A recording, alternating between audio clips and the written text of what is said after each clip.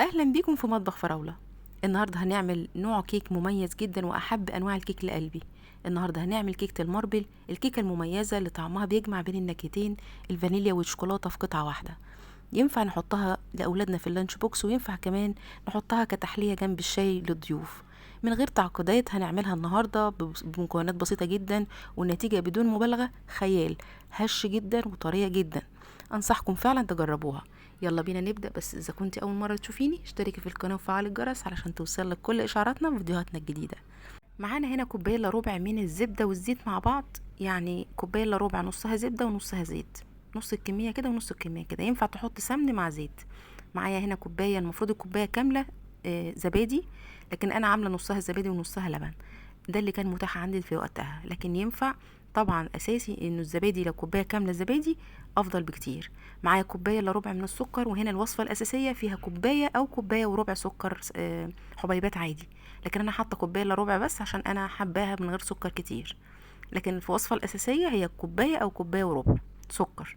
معانا كمان 4 بيضات، حاطه 5 عشان صغير. معانا فانيليا، ومعانا كيس بيكنج باودر او كيس كيك شيف كماده رافعه في الكيك، ومعايا كمان معلقه من الخل.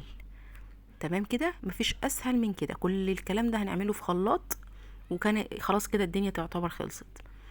هنجيب بقى الخلاط بتاعنا، نحط كل المكونات اللي انتوا شايفينها دي مع بعض.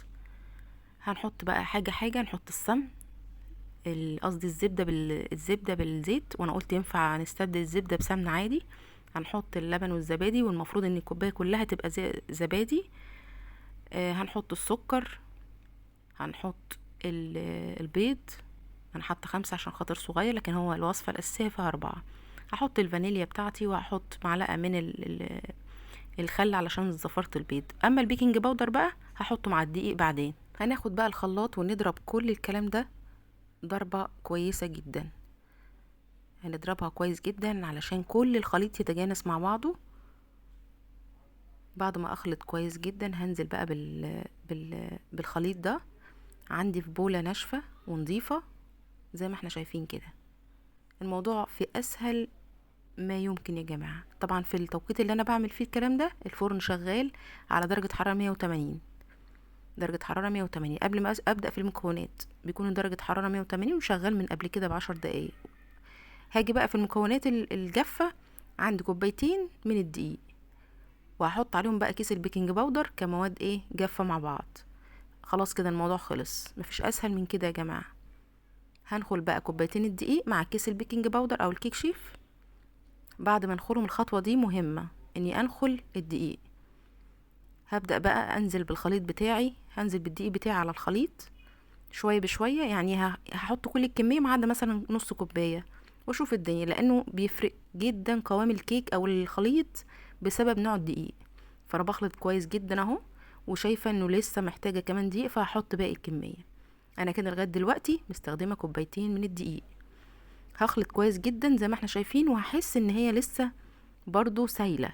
يعني حاسة انه نوع الدقيق برضو شايفين سايلة، مش ماسكة نفسها شوية.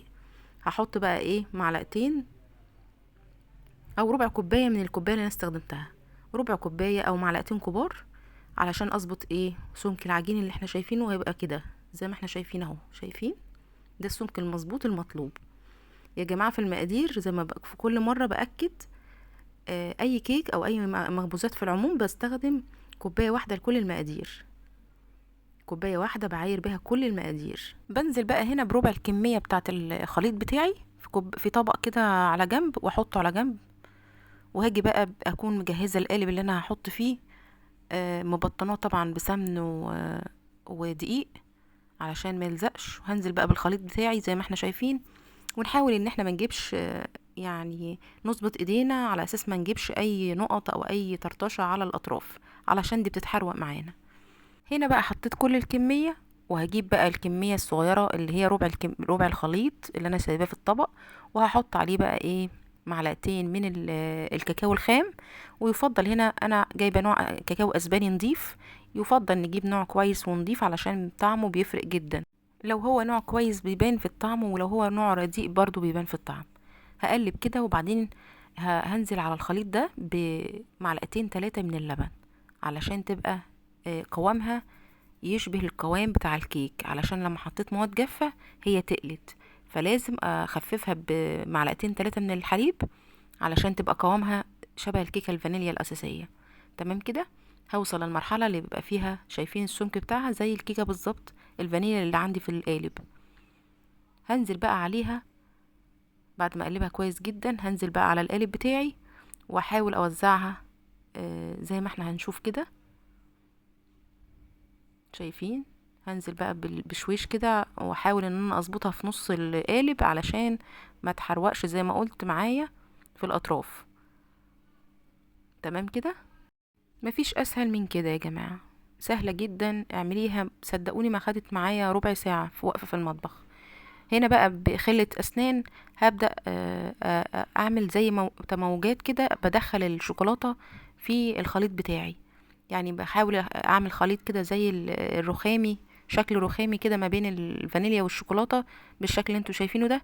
وعلشان كمان بيطلع الفقاعات اللي على الوش، بديها خبطتين علشان اي هوا يطلع لبره، وبدخلها الفرن طبعا ساخن مسبقا على درجة 180 رف اوسط.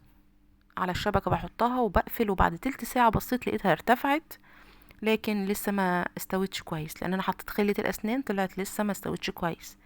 هشغل المروحة الداخلية علشان تاخد اللون الجميل الذهبي الغامق الحلو ده. انا بحب الدرجة دي من الذهبي للكيك، وش الكيك بحبه كده.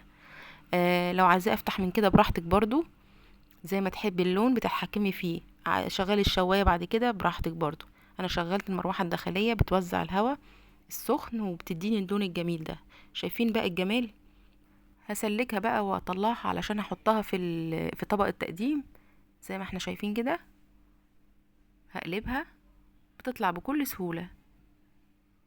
بعدلها بقى، شايفين بقى طالعة بالشكل الجميل ده، هش وريحتها تجنن وشكلها تحفة بجد. تتقدم جنب الشاي او نسكافيه رائعة. بتحطيها لاولادك في اللانش بوكس، جربيها، اشجعك فعلا تجربيها، انا متأكدة انها تعجبك بجد. بجد سهلة جدا ومناسبة لكل الناس المبتدئة اللي داخلة اول مرة في المطبخ تعمل حاجة حلوة وسهلة جدا. خلصت النهاردة وصفتنا، ما تنسوش تعملوا اللايك والشير لكل اللي بتحبوهم علشان يستفيدوا. ما تنسوش كمان تكتبوا لنا كل الوصفات اللي محتاجين نطبقها الفترة الجاية في كومنتات، دي حاجة بتشجعنا وبتبسطنا. انتظروني في وصفات احلى واحلى من مطبخ فراولة. شكرا ليكم ولمتابعتكم.